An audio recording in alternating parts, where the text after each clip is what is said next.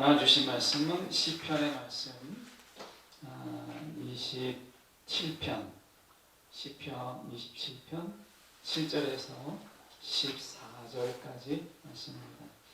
시편 27편 7절에서 14절까지 말씀 제가 봉독합니다.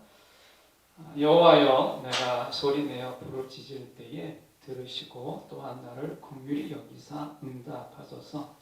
너희는 내 얼굴을 찾으라 하실 때에 내가 마음으로 주께 말하되 여호와여, 내가 주의 얼굴을 찾으리이다 하였나이다. 주의 얼굴을 내게서 숨기지 마시고 주의 종을 놓아여 버리지 마소서. 주는 나의 도움이 되셨나이다. 나의 구원의 하나님이시여, 나를 버리지 마시고 떠나지 마소서. 내 부모는 나를 버렸으나 여호와는 나를 영접하시리이다. 여호와여, 주의 도를 내게 가르치시고 내 원수를 생각하셔서 평탄한 길로 나를 인도하소서. 내 생명을 내 대적에게 맡기지 마소서. 위증자와 악을 토하는 자가 일어나 나를 치려함이니이다. 내가 산자들의 땅에서 여호와의 선하심을 보게 될 줄 확실히 믿었도다. 너는 여호와를 기다릴지어다. 강하고 담대하며 여호와를 기다릴지어다. 아멘.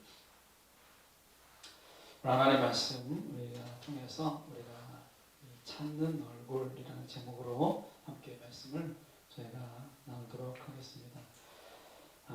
이 하나님의 이 얼굴을 찾는, 이 하나님 얼굴을 구하라, 하나님 얼굴을 찾으라, 이런 이야기는 우리가 많이 듣죠.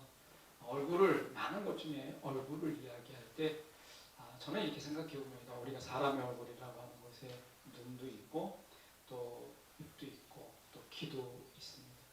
어떻게 보면 우리가 다정하게 뭔가를 속삭일 때에 입술이 있고 또 우리가 지그시 바라보는 그런 어떤 눈이 우리가 얼굴에 있고 또 속삭임의 이야기를 들을 수 있는 귀가 우리가 또한 얼굴에 있습니다. 그래서 얼굴을 찾고 얼굴을 구한다라는 이야기는 속삭임과 또 그 사랑의 눈빛과 또는 우리가 그 속삭임을 들을 수 있는 이런 귀가 다 함께 있는 것이 우리가 얼굴이다라고 하는 것입니다. 그래서 우리가 말하지 않아도 엄청난 많은 말을 할 수 있는 것이 사람의 얼굴이고 또한 표현하지 않아도 다 얼굴에 드러나는 것이 또한 사람의 얼굴이기 때문에 우리가 힘들고 어려울수록 또 세상이 우리가 이렇게 코로나19로 인해서 복잡하고 우리가 또 난감할수록 우리가 하나님의 얼굴을 찾는 이러한 시인의 이 노래가 우리 가운데 유익이 있지 않을까 해서 오늘 말씀으로 한번 저희가 정해서 함께 살펴보려고 합니다. 7절의 말씀에 보시면 여호와여, 내가 소리내어 부르짖을 때에 들으시고 또한 나를 긍휼히 여기사 응답하소서라고 말씀합니다. 안산시가 2019년에 이렇게 보도자료를 보니까 안전사고를 예방하기 위해서 위기상황의 대처 능력을 또한 향상시키기 위해서 이 안전 취약계층, 어린아이나 또는 연로하신 분들이나 여성들에게 대상으로 해서 안전 호루라기라고 하는 것을 보급했습니다. 그래서 어떤 상황이든지 그 호루라기를 불면 주변에 있는 사람들이 이건 위험한 것이다, 뭔가 도움이 필요한 것이다 해서 도울 수 있도록 하는 이 호루라기 정책을 폈어요. 근데 그 정책이 지금까지 시행되고 있는지는 제가 언론에서 찾아보진 못했지만 그렇다고 제가 설교 준비하다가 안산시에 전화할 수는 없고 그래서 이제 제 생각은 이렇습니다. 호루라기를 분다고 했을 때 지금 세상에 과연 누가 도와줄 수 있을까?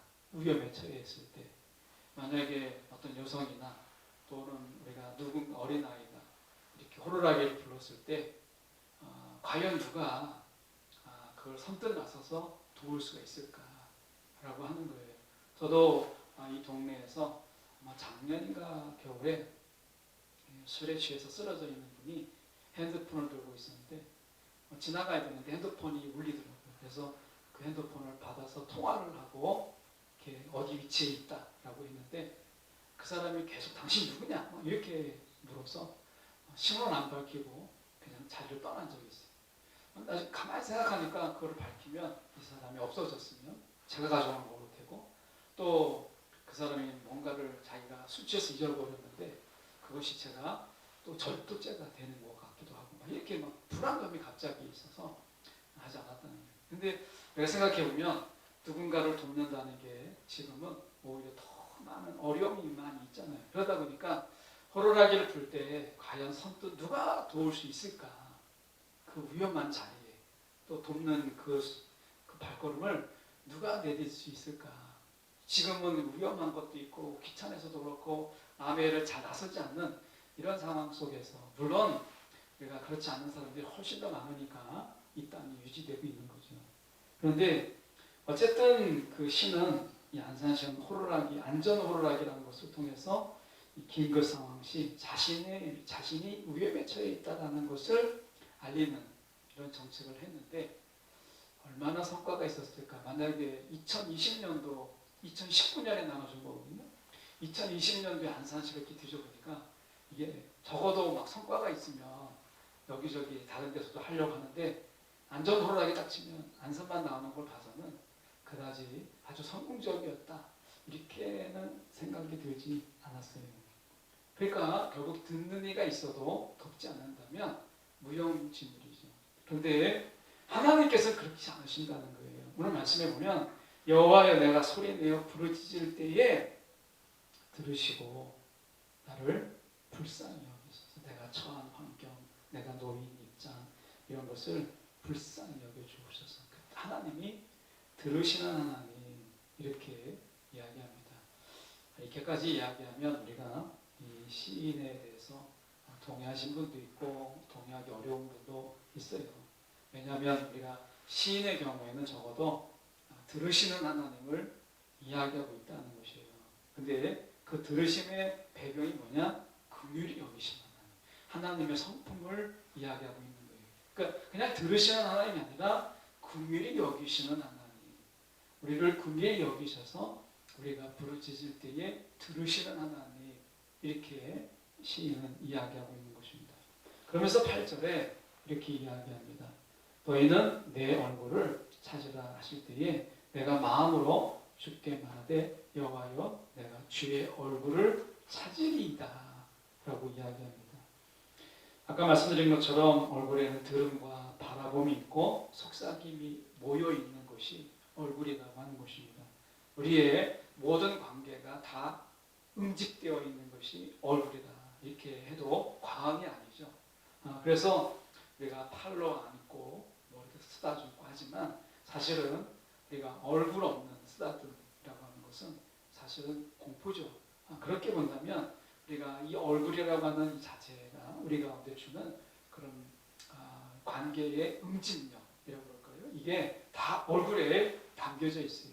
그래서 얼굴을 찾는다라고 하는 것은 단순하게 얼굴을 구하는 것이 아니라 관계 회복이기도 하고 어쩌면 그분의 이 다정한 미소라고 하는 그분의 모든 품 안에 안기는 것을 상징적으로 보여주는 이것이 얼굴이라고 볼 수 있어요.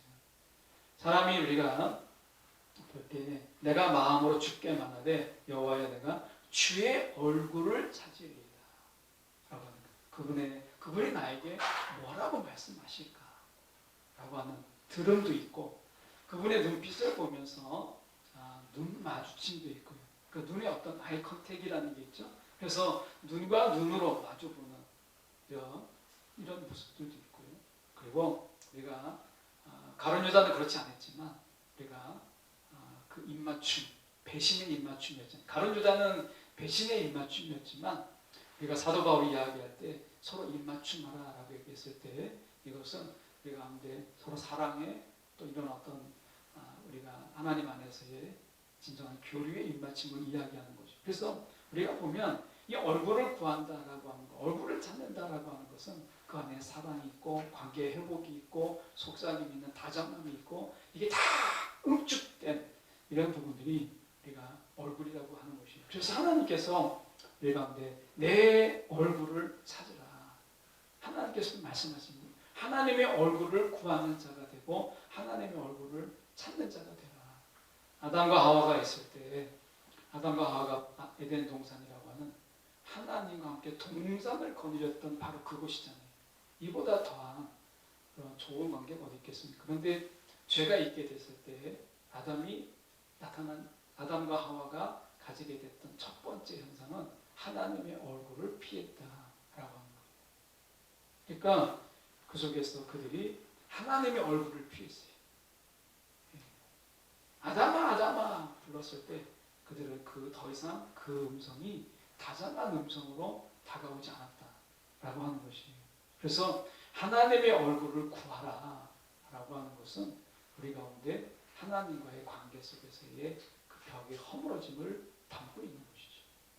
이렇게 본다면 지금 9절에서 주의 얼굴을 내게서 숨기지 마시고 주의 종을 노하여 버리지 마소서 이렇게 되어 있습니다. 자, 시인은 이야기하죠. 얼굴을 숨기는 것이 결국에는 버림이라고 하는 거예요. 얼굴을 돌리는 것, 얼굴을 숨기는 것이 그것이 버림이고 이렇게 얘기하잖아요. 우리가 하나님이 우리 얼굴을 돌리시면 그것이 우리가 어떻게 보면 그게 버림이라고 하는 것이에요. 인간관계에 있어서 가장 우리가 공포스러운 두려움을 주는 관계가 버림이고 떠남이라고 하는 것이죠. 그래서 우리가 9절에도 보면 우리가 나를 하반절에 보시면 나를 버리지 마시고 떠나지 마소서. 인간이 가지는 관계의 마지막 그 최후가 버림이고 떠남이잖아요. 그러니까 우리가 하나님의 관계 속에서 인간이 가지는 두려움이 뭐예요? 버림받을까봐, 주님이 나를 떠나버릴까봐 라고 하는 이 두려움이 있잖아요.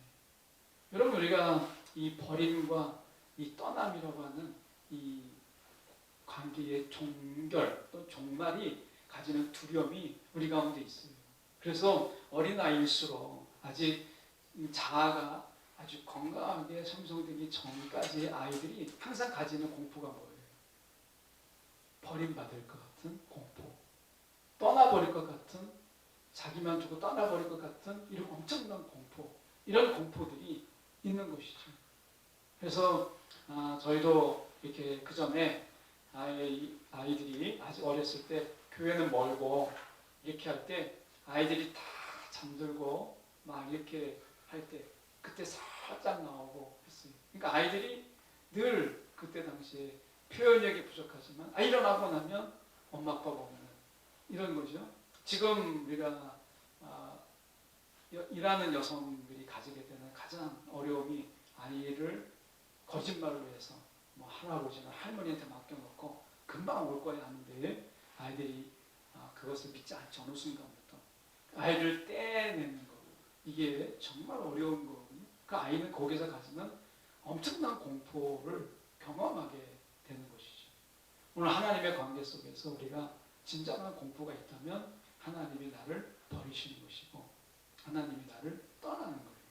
그런데 시인도 이야기했듯이 하나님은 우리 가운데 하나님의 얼굴을 찾으라 라고 얘기합니다. 그러니까 오늘 그 말씀의 의미가 결국 무엇이냐면 10절에 우리 가운데 엄청난 위로와 엄청난 하나님이 그 말씀을 주시잖아요. 10절에 내 부모는 나를 버렸으나 여호와는 나를 영접하시리라. 이 영접이라는 번역이 저희 성경에는 영접이라고 저희가 번역이 되어 있는데 사실은 히브리적으로는 돌본다, 돌보신다 라는 의미를 가지고 있습니다. 그러니까 다시 말하면 내 부모는 나를 버렸으나 여호와는 나를 영접하신다. 나를 돌보신다. 근데 지금에 보면 우리가 얼마 전에 당근마켓이라고 하는 이 지역 마켓에서 제주도로 제가 알고 있는데 한 사람 20대의 미혼모가 아이를 20만 원에 그 아이를 팝니다. 이렇게 해가지고 엄청난 문제가 됐던 이런 게 있었죠. 우리가 보면 아이를 버리고 때로는 팔고 뭐 그거는 이제 아주 즉흥적인 분노 때문에 그랬다라고 하는데 어쨌든 그럴 생각을 했다는 그 자체가 사실 놀랍죠.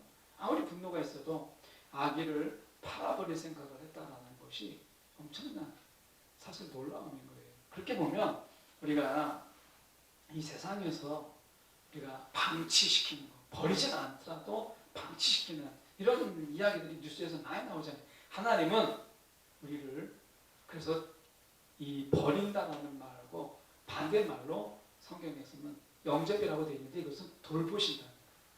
버린다라고 하는 것은 실제로 방치한다라고 돌보지 않는다라는 말을 함께 포함하고 있어요. 그렇기 때문에 여기서 사실은 부모가 나를 버렸다라기보다 나를 떠났다라는 의미도 있고 방치했다, 돌보지 않는다라는 의미도 있는데 하나님께서는 우리 가운데 이야기합니다. 부모는 혹시 버릴지 모르지만 하나님은 우리를 버리지 아니하시고 방치하지 아니하시고 돌보신다라고 적극적인 의미를 담고 있다라고 하는 거예요. 어쩌면 지금 다시 우리가 9절에 돌아갈 수밖에 없는데 9절에서 보시면 주의 얼굴을 내게서 숨기지 마시고 라고 얘기했을 때 돌보는 자의 우리가 첫 번째가 뭐예요? 눈을 마주치는 거예요. 아이와 아이가 엄마와 아이가 눈을 마주치는 거예요. 이게 돌봄의 시작이잖아요. 그러니까 어떻게 보면 주의 얼굴을 내게 숨기지 마시고 주의 종을 놓아여 버리지 마소서 라고 이야기합니다. 그러면서 그가 이야기하기를 나를 버리지 마시고 떠나지 마소서 이렇게 얘기합니다. 지금 다윗이 이게 시인이 다윗인데요. 시편 27편에서 시인 다윗은 하나님께 모든 인생을 전적으로 하나님께 의지한 자예요. 의탁한 자예요. 그러니까 떠나지 말고 버리지 마소서라고 어린아이처럼 전적인 의탁 속에서 그가 이야기하고 있는 거예요. 여러분, 우리가 전적인 어떤 의탁과 전적인 의지가 없으면요, 떠나지 마시고 나를 버리지 마소서라는 말을 우리가 하기가 쉽지가 않아요. 네. 나중에 우리가 성인이 되고 우리가 좀 더 머리가 크고 나면 부모 없이도 부모가 어디 가더라도 같이 따라 나서지 않고 이러잖아요. 그러니까 이 말은 버리지도 말고 떠나지도 마소서라고 하는 이야기는 다윗이 하나님 앞에서 어린아이 심정으로 하나님을 전적으로 의탁하고 의지하지 않으면 이렇게 우리가 노래할 수가 없다는 거예요. 그러면 우리를 삶으로 돌아보죠. 여러분 우리가 어떠세요? 하나님께 전적으로 우리가 어린아이 같은 심정으로 예수님께서 어린아이가 오는 것을 막지 말라. 너희가 어린아이와 같지 않냐면 이렇게 말씀하잖아요. 여러분 우리가 전적인 하나님 앞에 전적인 의탁 그분이 그냥 그분께 내 모든 것을 맡겨버리는 이런 삶이 아니고서는요. 이런 다윗처럼 떠나지 말고 버리지 마소서라는 말을 할 수가 없는 거예요. 이건 어린아이 용어잖아요. 근데 이거는 어린아이 용어면서도 사실은 가장 순수한 영혼의 표현이잖아요. 우리는 사실은 우리가 많은 경우 좀 어른이 된다는 이야기는 그냥 어떻게 보면 떠남이라고 하는 것, 우리가 버리지 말라고 하는 것 이런 말을 잘 사용하지 않습니다. 그만큼 혼자서도 얼마든지 할 수 있는 이런 상황이죠. 그러니까 이것에 대한 큰 두려움이 없어요. 근데 다윗은 이 부분에 대해서 전적으로 그가 이야기하고 있다는 거예요. 그러니까 그만큼 다윗이 왕이잖아요. 그런데 그가 왕이기 전에 하나님 앞에 산 인간으로서 전적으로 하나님 앞에 자기의 모든 삶을 의탁하고 의지하고 있음을 그가 노래하고 있다는 거예요. 오늘날 우리에게 있어서 사실 우리가 신앙으로 돌아보면 전적 의탁, 전적 의지, 믿음이라는 말을 우리가 참 많이 쓰는데 사실 성경적인 믿음이라고 하는 이 말은 영어로 이야기하면 릴라이온이거든요. 그러니까 전적인 의탁인 거예요. 그러니까 내 모든 것을 그분께 의지하는 거예요. 그러니까 우리가 부분에서 우리가 얼마나 전적인 의지가 우리 가운데 있는가라고 하는 거죠. 이 돌봄이라는 것도 보면요. 아이가 엄마의 손에서 돌봄을 받을 때 그 아이는 엄마가 눕히면 눕고 세우면 세우고 세워지고 먹이면 먹고 하는 거지. 아이가 할 수 있는 것은 사실 아무것도 없어요. 이 시편을 읽다 보면 다윗이 마치 정말 아이처럼 하나님께 그가 노래하고 있다는 걸 보게 돼요. 부르짖음. 아이가 할 수 있는 게 뭐겠어요? 배고프거나 또는 갑자기 아프거나 또는 어디가 뭔가 씻고 싶을 때 아이의 모든 표현은 부르짖음 외에는 없어요. 아이가 표현할 수 있는 것은 내가 배고프다, 어디가 아프다, 나는 씻고 싶다, 나는 뭐 하고 싶다라는 말을 아이가 할 수 있는 거 없어요. 오직 단어 하나예요. 그냥 우는 거예요. 근데 엄마는 그 부르짖음을 구별하기 시작하죠. 이게 배고픈 건지 또는 어디가 아픈 건지 뭘 원하는 건지 좀 잠을 자고 싶은 건지 뭐 이런 것을 막 잠투정일 수도 있고 아픈 걸 수도 있고 이걸 이제 구분하기 시작하는 거잖아요. 하나님이 그렇다는 거예요. 우리가 하는 거는 부르짖음밖에 없는데 하나님의 돌보심 속에서 그 눈빛과 그 아이의 울음소리의 구분과 이런 것을 통해서 배고픈 건지 아픈 건지 졸린 건지를 구분해내는 거예요. 다윗은 하나님 앞에 그가 아이처럼 하나님 앞에 그가 노래하고 있다는 거예요. 이 다윗의 심령이 참 부럽다라는 생각을 가지게 돼요. 그래서 우리가 보시면 11절에 보시면 여호와여 주의 도를 내게 가르치시고 내 원수를 생각하셔서 평탄한 길로 나를 인도하소서. 이 평탄한 길, 형통한 길 이렇게 오해할 수 있는 본문입니다. 그런데 사실은 원어적인 의미는 이 평탄한 길이라고 하는 것은 하나님의 길, 하나님이 우리 가운데 이야기하는 어떤 도덕적인 삶 그리고 예수님의 주님께서 하나님께서 우리 가운데 말씀하신 삶의 그 원칙, 삶의 원리 이것을 따라 내가 살아가게 해주세요. 그 평탄하고는 의미가 없어요. 평탄하다는 의미기보다 그 하나님이 우리에게 부르시는 자가 하나님 부르신 자들이 마땅히 살아가야 될 그 삶의 길을 나에게도 인도해 주세요. 라고 하는 의미 속에서의 평탄인 거예요. 그러니까 다윗은 지금 인생의 평탄함이 어디에 있다는 거예요? 그냥 하나님의 길을 가는 거예요. 하나님의 길을 가는 거예요.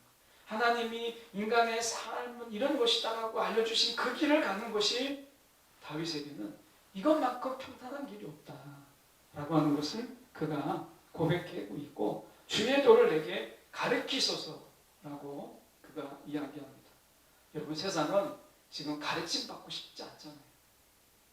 그냥 내가 원하는 길로 가려고 하지 막 가르침을 받으려고 하지 않거든요. 세상은 가르침을 원하지 않아요.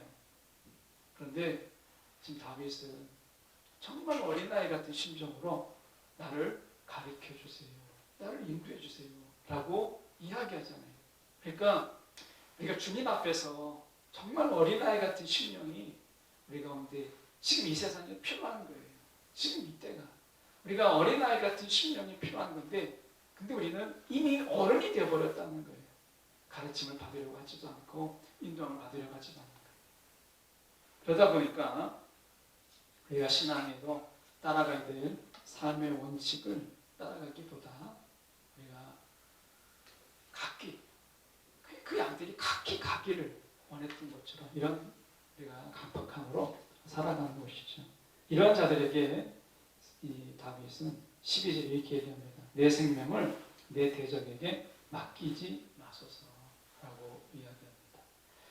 어떻게 보면 시편 27편 12절의 이 부분을 우리가 다른 성경에 보면 나를 넘겨주지 마소서, 맡기지 마소서가 나를 넘겨주지 마소서, 그들에게 하나님이 순간적이라도 나를 넘겨주지 마소서라고 이야기합니다. 하나님이 전적으로 라고 이야기하고 있다는 것이에요. 오늘 우리가 이 세상의 삶 속에서 여러분 하나님께 의탁받고 하나님의 돌보심 안에 있는 것 한순간이라도 우리가 다른 사람에게 맡겨지는 것만큼 여러분 불행은 없다라고 하는 거예요. 그래서 13절에 그는 이야기합니다. 우리말 성경으로 제가 좀 보면 살아있는 사람들의 땅에서 여호와의 선하심을 보리라는 믿음이 없었던들, 자, 믿음이 없었던들, 나는 기력을 잃었을 것이다. 그를 지탱하고 그를 버티게 했던 거 무엇이었어요? 하나님이 나를 돌보신다. 하나님이 나를 버리지 아니하시고 하나님이 나를 떠나지 않으신다는 이 믿음 하나가 이 세상에서 우리가 살아가는데 내 기력을 쇠하지 않도록 붙잡아주는 힘이었다 그렇게 시인 다윗은 이야기합니다. 어쩌면 인생 정말 파란만장한 인생을 살았던 것이 다윗이잖아요. 그 다윗이 그가 이야기합니다. 그도 기력이 쇠하고 기력을 잃을 뻔했던 것이 여러 번이었어요. 근데 그 기력을 잃을 뻔했던 그 많은 위기, 영적인 위기 속에서 그가 버틸 수 있었던 것은 하나님의 선하심을 내가 보겠다. 결국에는 하나님의 선하심을 보리라는 그 믿음이 있었기 때문에 그는 기력을 잃었던 순간, 기력을 잃을 뻔했던 그 순간들을 이겨낼 수 있었다라고 얘기합니다. 여러분, 우리도 마찬가지로 지금 삶이 그렇게 녹록지 않아요. 참 힘듭니다. 그런데 오늘 다윗이 그랬던 것처럼 하나님의 선하심을 내가 보리라라고 하는 이 믿음으로 우리의 기력을 잃는 이 순간, 기력을 쇠하는 이 순간에 우리가 버티는 힘이 거기에서 있기를 원해요. 그래서 14절에 이 다윗은 이렇게 이야기합니다. 여호와를 기다리라. 그러면서 그가 이야기를 강하고 담대함 이렇게 되어 있죠. 근데 이거는 히브리의 원어적인 의미를 충분히 담고 있지 못해요. 원어적인 의미 속에서는 둘로 나눕니다. 그래서 강하라. 명령으로 되겠습니다. 강하라. 강하라는 거예요. 강하고 그리고 너의 마음을 확신에 차게 하라라고 얘기합니다. 여러분, 우리의 심령에 확신을 불어넣으라 라는 거예요. 우리의 마음속에 확신을 불어넣으라는 거예요. 흔들리지 않도록. 여러분, 강하십시오. 둘로 나눠져 있어요. 강하라. 강하라. 여러분, 세상은 우리가 하나님 앞에서 약할 때 우리가 강함이 되죠. 그러나 여러분, 세상에 대해서는요, 우리가 강해질 필요가 있어요. 주님 앞에서 우리가 한없이 약해지지만 세상에 대해서는 이야기합니다. 여호와를 기다리는 자, 그는 강하게, 너희가 강하라라고 이야기합니다. 여러분, 강한 자가 기다리는 거예요. 기다리라. 강하게 마음 먹고 기다리라. 그리고 너의 마음속에 심리, 확신을 충만하게, 가득하게 하라라고 이야기합니다. 오늘 다윗이 우리 가운데 이야기합니다. 나도 기력을 쇠할 뻔했던 많은 영적인 위기가 있었다. 그런데 여호와의 선하심을 바라보라는, 여호와의 선하심을 보리라는 이 믿음 하나가 나를 버티게 했다 라고 이야기하잖아요. 여러분, 삶이 쉽지 않습니다. 그럴 때 다윗이 이야기했던 두 단어를 기억하십시오. 강하라. 강한 자만이 기다릴 수 있다는 거예요. 여러분, 우리가 지금 터널이나 아니면 재난 영화가 많잖아요. 그런 아파트에, 고층 아파트에 불이 났어요. 막 그런데 구조대가 올 때까지 기다려야 되는데, 부르심을 들으신 하나님인데 우리가 기다려야 되잖아요. 구조를 기다리는데 여러분, 잠이 들거나 낙심해버리거나 포기해버려서는 그 구조대를 기다리지 못하잖아요. 여러분, 부르짖는 자는 하나님의 구조를 기다리는 자, 하나님의 구미 여김을 기다리는 자는요, 강해야 돼요. 강해야 기다릴 수 있죠. 그리고 마음에 선하심이 분명히 있다. 하나님이 분명히 오신다. 나를 도우신다라고 하는 이 분명한 확신이 있어야 여러분 기다릴 수 있는 거예요. 옛날에 어디 페루인가요? 제가 칠레가 페루인가 잘 정확히 오래돼서 기억하지 못합니다만 61명이 터널이 갱도가 무너져가지고 기다리는데 그 60명이 서로를 막 위로해가면서 그때 굉장히 긴 시간이었습니다.